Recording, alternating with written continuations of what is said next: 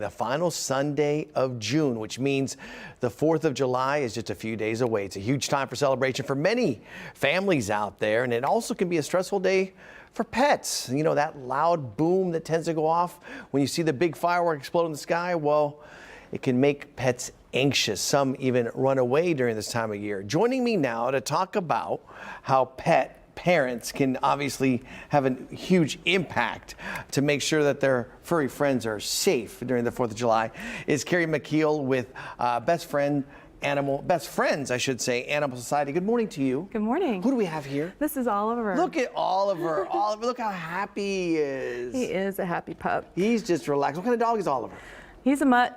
He's a mutt? Oh, he's the best kind, right? He's a cute mutt. He's very, very cute. All right, so what are some of the major stressors here in terms of animals and the reactions and what you can do to avoid it? Yeah, so like you said, 4th of July can be a very stressful time for pets with all the loud sounds, the noises, things like that, lots of commotion going on. So really the best thing to do is we encourage you to bring pets inside and try to keep them away from the sounds. If they're particularly anxious, bring them into a calm room, maybe close the blinds, turn on some music, put on the TV, give them their favorite treats and toys to distract them. I was going to ask you, what about television? Television's great, yeah, because that can really help to drown out any sounds. What about the importance of microchipping your pet? We have two little ones, Luna and Louie. Yeah. We got them microchipped, obviously, because look at that. These pets. I'm a sucker for dogs, but the importance, especially during this time. Because it basically works like a GPS to track your dog. I mean, it's, for lack of a better term, it's an Apple tag for your dog. It can be, and it can be their ticket home if they become lost, right? That's a key point. Yes, it's extremely important. And we actually recommend as a double safety measure to keep a collar and tags on with your information at all times.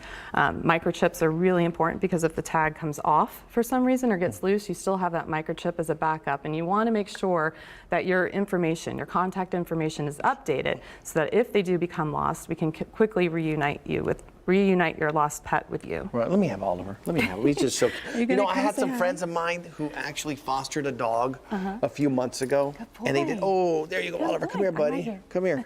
And they did such a great job in fostering him. I thought they were going to keep him. And we're like, oh, you're going to keep him. Yep. Our friends Ken and Andy were like, you're not going to give this dog back. You're going to keep him.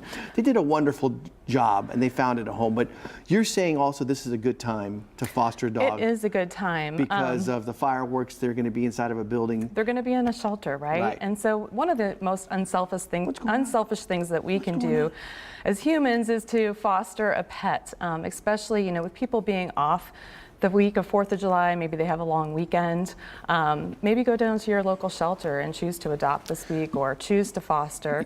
In Houston, we need to have 6,400 dogs adopted this year to close the life-saving gap.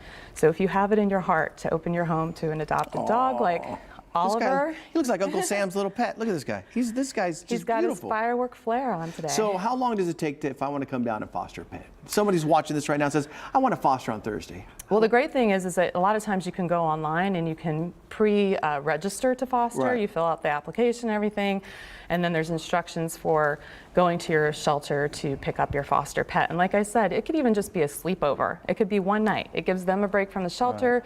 It gives you a little time to get to know a pet, have some fun with the pet over the weekend. And so it can be a great experience for both people and pets. Is Oliver up for adoption? Well, actually, he was adopted by me. He was one of my fosters. Okay. And so he's a good example of what can happen. Yes, you're happy. When you foster a pet. I'm off the market, buddy. I'm off the market. But he's still an ambassador of all those shelter dogs that are out there waiting to be adopted. Very, very cute dog. All right. Well, remember, everybody, play it safe with the pets on the 4th because they do need your help and your assistance. All right. Thank you so much, Kerry, for joining us. Thank you for having us. All right. Stay with us. We'll be right back.